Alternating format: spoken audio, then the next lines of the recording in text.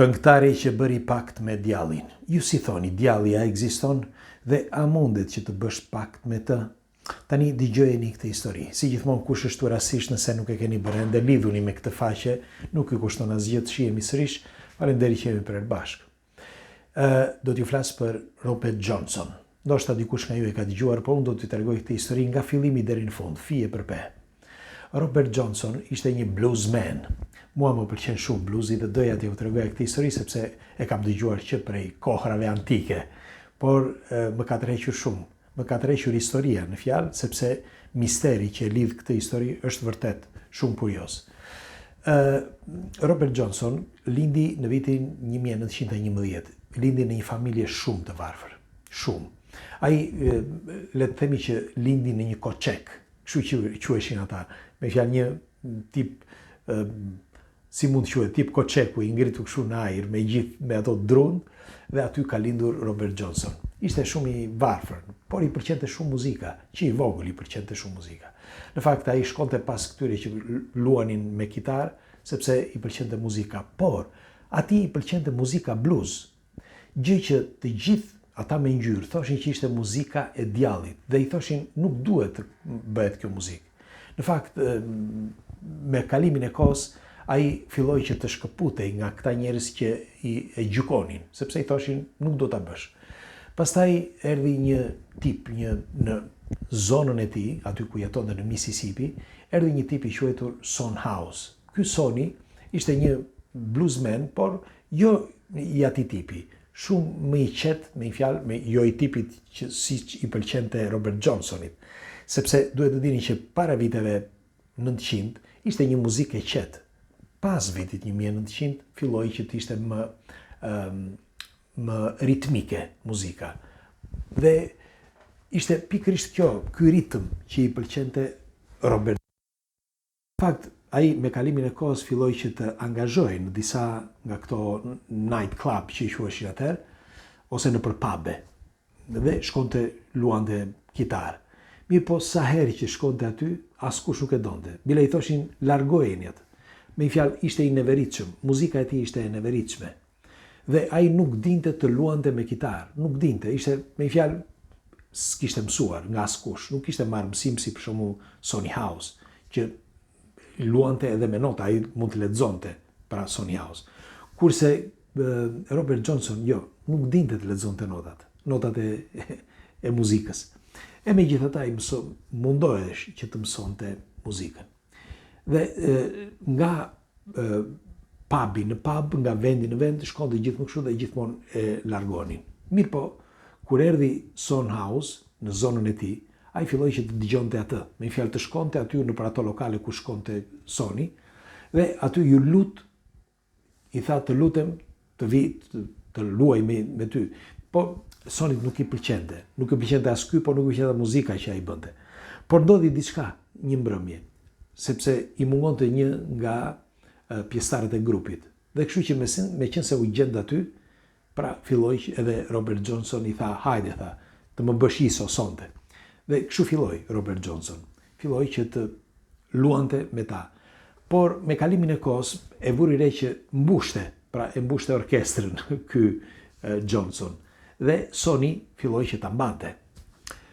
Por nuk i pëlqente dhe i thoshte duhet të ndryshosh, sepse bën gabime në muzikë, në mënyrën e të lozurit me kitar, pra të rënit kitarës, është shumë e gabuar. Dhe këtë e sugjeronte gjithmonë. Pra nuk ishte një solist, ishte thjesht një mbushës, po flasim për Robert Johnson, dhe Soni e këshillonte kështu. Por një ditë ndodhi diçka. Në atë kohë ai ishte 25 vjeç, pra Robert Johnson. Ç'është e vërteta, nuk ishte ndonjë king kështu që të shkonte pas vajzave, por meqense ai ishte artist, i shkonin pas disa vajza, të paktën kështu thuhet. Megjithatë ai nuk ishte shumë i jetur pas vajzave. Dhe në moshën 25 vjeç ai krejt rastësisht, me një fjalë, u zhduk dhe nuk shkoi më as tek asnjëri, tek asnjë pub, nuk shkoi që të luante në asnjë vend. Nuk, me një fjalë, sipas të dhënave, nuk ishte prezent në asnjë nga këto vendet ku i kishte rënë kitarës më përpara. Në asnjë vend. Dhe krejt rastësisht e kanë parë, pra pas një viti, e pan që të kalonte në një udhkryq. Dhe si pas gjasave, ishte pikërisht ai udhkryq, pra mes 61 Highway 61 and Highway 49. Me fjalë 49 me 61 ishte një udhkryq. Dhe thuhet që aty sikur ai u shfaq, sikur t'ishte zhdukur për një vit dhe u shfaq aty pas një viti.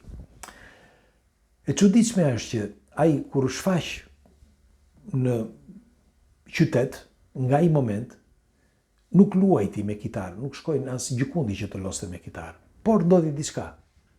I tha Soni, kam nevojë për ty, tha, kam nevojë të kem ndonjë, tha, këtu për ta mbushur, me fjalë Son House. I tha, pse nuk ku ke qenë gjithë këtë kohë? Dhe ky shkoi që të luante me kitarë. Mirë po, ishte një mënyrë fantastike, një mënyrë kryevepër që nuk e njihte kush se si mund të kishte marrë një mësim kaq. Ku e kishte marrë? Pra Robert Johnson. Son House, që në atë kohë ishte i famshëm, mbeti pa fjalë, gojë hapur.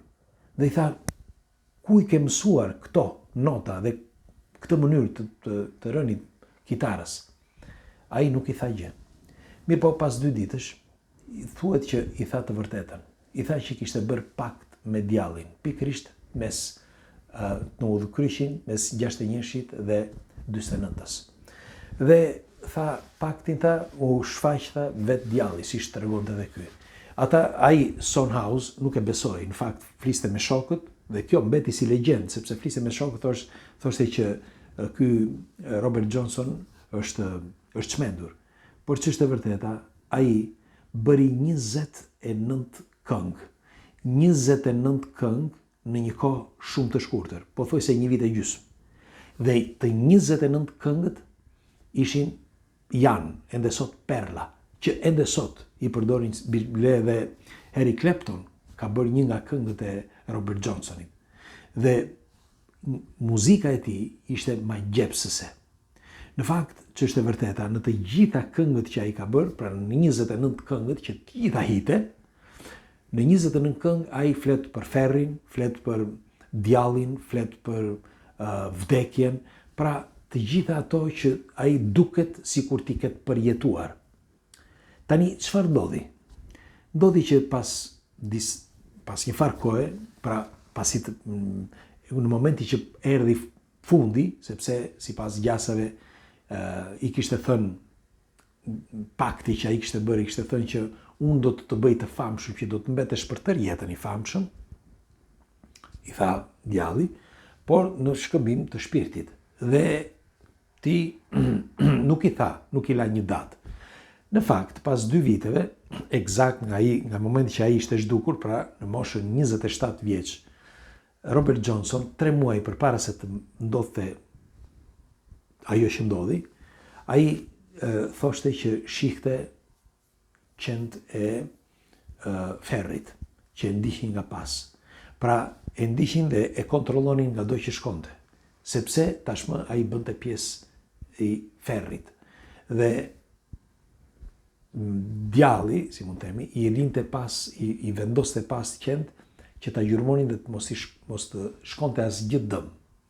Në fakt, thuhet që kur ai para se të vdiste, sepse dikush thot që në kartelën e tij të vdekjes të Robert Johnsonit, në datën 16 gusht ka vdekur, me fjalë thuhet se ka vdekur, por kartela e tij tregon data 18 gusht e vitit 1938. Dhe thuhet që për 2 ditë rresht dhe 2 net ai deri me fjalë 2 ditë dhe 2 net nuk mundi me fjalë dha shpirt me qetësi. Si mund quhet, me ngashërim, me dhimbje, por me qetësi, sepse askush nuk i ndërhyri, askush nuk e pas se çfarë ndodhi. Disa thonë që e qelluan me thik, sepse ai kishte dilte me një grua që ishte e martuar. dhe dikush e qelloi me thikë dhe ai vdiq në atë dhomën e tij ku ishte aty, dal nga dal. Nuk lëvizte dot, nuk merrte këdot, askush nuk shkonte atje që të shikonte ishte gjallë apo jo. Dhe ai agonia e tij zgjati 2 ditë. Megjithatë thuhet që ai e kishte bërë paraprakisht paktin dhe djalli u kënaq me të sepse për 2 ditë ai e thithi aq sa me shumë, si mund të thuash me atë cigaren e fundit. I thithi shpirtin me ngadal. Dhe në 18 gusht pra të vitit 1938, më falni, e gjetën të vdekur. Askush nuk di se çfarë ndodhi. Askush nuk di nëse kjo është e vërtetë ose jo. Por ajo që është e vërtetë është që ky i kishte treguar Son House-it që kishte bërë pakt me djallin. I tregonte njëkohësisht që shihte qend e ferrit, por njëkohësisht ai nuk ishte një që nuk e duronte dot kush në muzikën që bënte. Dhe si ishte mundur që ai brenda një viti të kthehej në një legjend. Dhe si ishte mundur që në të gjitha këngët e tij, ai përveç se bëri 29 këngë në një kohë shumë të shkurtër, pra, një album të tërë, por për më tepër ai 29 këngë janë të gjithë hite, dhe që të gjitha këto 29 këngët flasin vetëm për ferrin, për djallin, për vdekjen. Pra, të gjitha këto nën tekste, këto domethënie të çojnë vetëm në një rrugë, që ndoshta historia e tij që kishte bërë pakt me djallin mund të jetë e vërtetë. Ju çfarë mendimi keni? Mundet? Pres komentet tuaja. Natën.